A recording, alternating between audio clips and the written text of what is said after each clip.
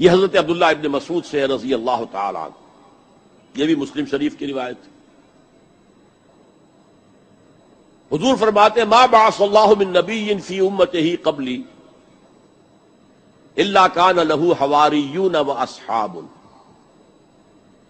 اللہ نے مجھ سے پہلے کسی بھی امت میں کسی نبی کو نہیں بھیجا مگر اس کے کچھ نہ کچھ حواری، کچھ نہ کچھ اصحاب تو ہوتے تھے نا، 2 ہوں، 4 ہوں، 10 ہوں، 12 ہوں۔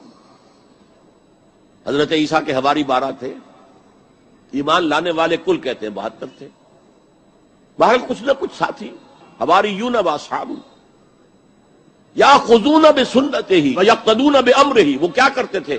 وہ حواری اور صحابہ اپنے نبی کی سنت کو مضبوطی سے پکڑ لیتے تھے اور انہی کے احکام کی پیروی کرتے تھے۔ یقتدون بامرہ، اقتداء کرتے تھے، پیروی کرتے تھے۔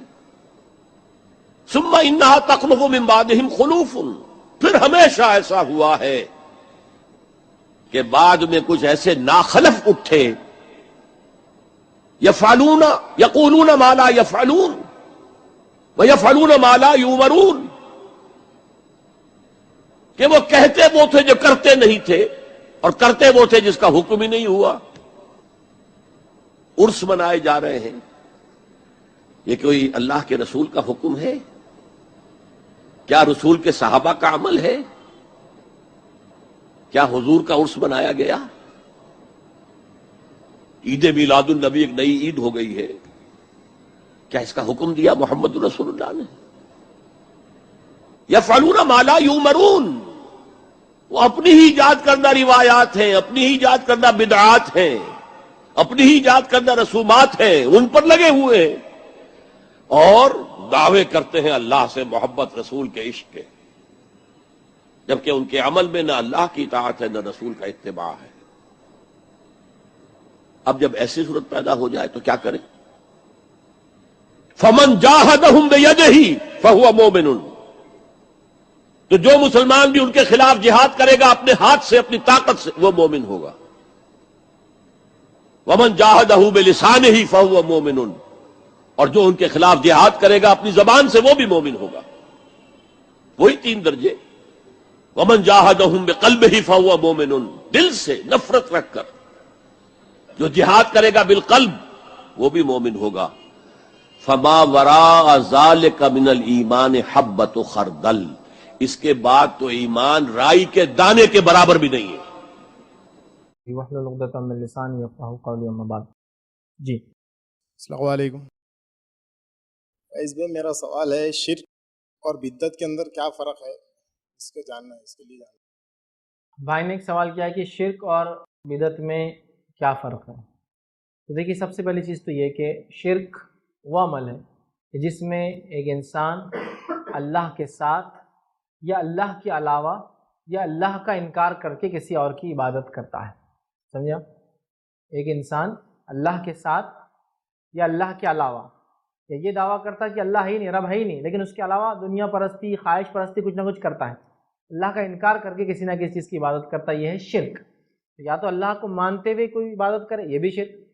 مکمل اللہ کا انکار، خود کے معبودوں کی بات کرتا ہے، یہ بھی شرک۔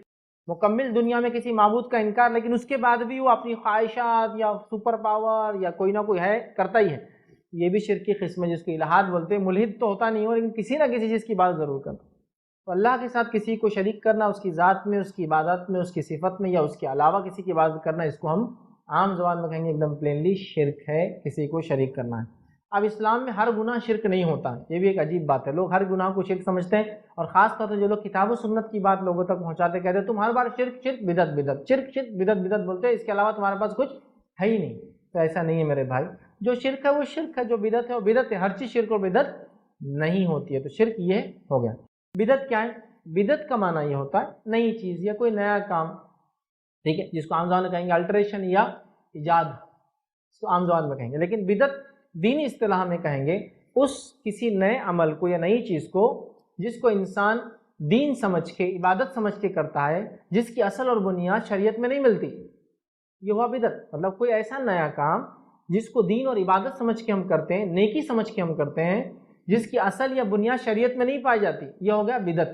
تو دین میں کوئی نیا کام بدعت عام زبان میں سمجھ لی۔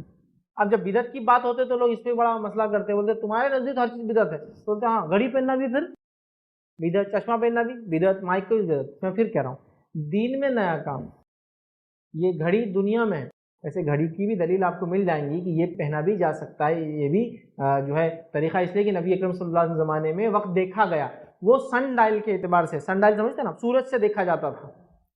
آج گھڑی سے تو یہ میں کہہ سکتا ہوں کہ اس کی اصل ہے، وہاں ہے موجود گھڑی، اس کی بنیاد ہے گھڑی کی بھی وہاں، مائک کی بنیاد بھی ہے۔ کیسا؟ لوگ کھڑے ہوتے تھے، نبی اکرم صلی اللہ علیہ وسلم نے حجۃ الوداع میں خطبہ دیا، 1,00,000 کے قریب لوگ کہتے ہیں صحابہ کا مجمع تھا، ہاں، ایک طرف عباس رضی اللہ عنہ، ایک طرف علی رضی اللہ عنہ، ایک طرف اور کوئی صحابہ، کئی صحابہ تھے۔ نبی اکرم صلی اللہ علیہ وسلم بول کے رکتے، وہ صحابہ اس کو ریپیٹ کرتے، پھر وہ صحابہ اس کو ریپیٹ کرتے، ایسا پہنچایا گیا 1,00,000 کے مجمع میں۔ تو مائک نہیں تھا نا، تو کیا کیا گیا؟ آواز کو کیسے بڑھایا گیا؟ اللہ کے رسول کو جملہ بول کے رکتے، حضرت علی جو صحابہ کی آوازیں اونچی تھی، حضرت عباس کی آواز بہت اونچی، وہ لوگ اس کو پڑھ رہے تھے، پھر وہ آگے بڑھا۔ اس کی اصل ہے، اس کی بنیاد بھی ہے۔ اب ہم کو سہولت کیا ملی؟ آدمی کے بدلے ہم نے ساؤنڈ سسٹم کو کھڑا کر دیا، سمجھ رہے آپ؟ ایسا نہیں ہے میرے بھائی۔ لیکن چلو آپ بول رہے کہ بھائی یہ مائک اور یہ تو یہ سب دنیا کا کام ہے، اور دنیا میں جب تک کوئی چیز حلال ہے آپ کو پورا اختیار ہے، ایجادات، ڈسکوریز، انوینشن، بڑے بڑے بلڈنگیں کھڑے کر دو، بڑے بڑے کارنامے انجام دو۔ دین میں بدعت کے ٹاورس مت کھڑے کرو، اس میں اجازت نہیں۔ دین میں کوئی بھی نیا کام اگر آپ کرتے ہو تو آپ نعوذ باللہ الزام لگاتے ہو، یا تو اللہ کے رسول صلی اللہ علیہ وسلم کی بات نہیں معلوم تھی، یا تو نعوذ باللہ انہوں نے چھپا لی، ایسا تو نہیں۔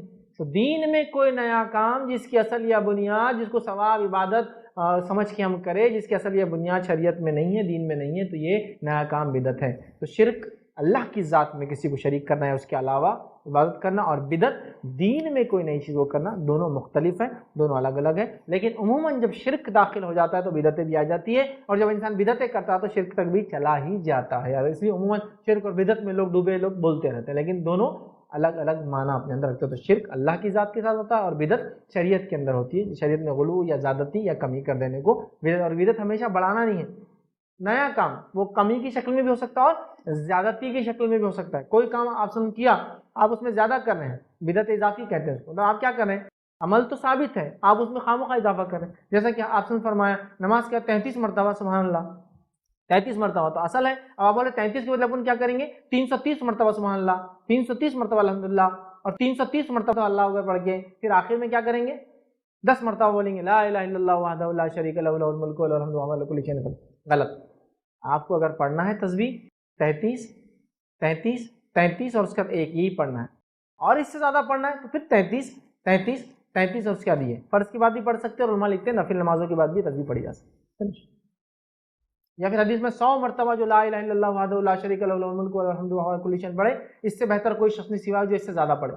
100 ہے نا، پھر اگلی گنتی 100 کی آپ پھر پوری کیجیے، ٹھیک۔ آپ اضافہ مطلب کوئی چیز ہے اس میں اضافہ کرنا یہ بھی غلط، کوئی چیز ہے اس میں کمی کر دینا یہ بھی بدعت کہلائیں گے، ٹھیک۔ تو بدعت اور شرک یہ الگ الگ معنی ہیں، لیکن عموماً تقریر وغیرہ میں ایک ساتھ بولا جاتا ہے، لیکن دونوں کا معنی بھی الگ ہے، اور دونوں الگ الگ چیزوں میں کی جاتی ہے، ایک اللہ کی ذات سے تعلق اور ایک کا شریعت سے تعلق۔